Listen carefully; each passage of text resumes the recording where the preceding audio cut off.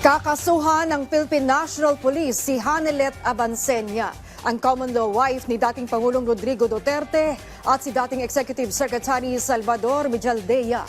Direct assault ang posibleng isampa kay Abansenia dahil sa umunoy pagpupok nito sa noo ng babaeng pulis sa kasagsagan ng pag-aresto sa dating Pangulo. Sa ngayon, nakalabas na ng ospital ang pulis na nagtamo ng malaking bukol sa noo.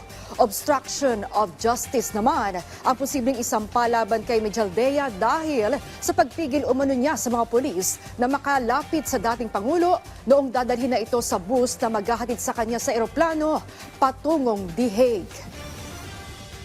No less than General Torre ay hinawakan na po siya at binasahan po siya ng kanyang kakapatan na he has the right to remain silent at he is being charged for obstruction of justice po. So kaya po siya pinusasan at dinala po sa loob po ng bus. But eventually, nung nandun na po siya sa loob ng bus, ay tinanggal din naman po yung posas. Out of, again, human consideration. But again, General Torre, to his mind, he has to enforce the law.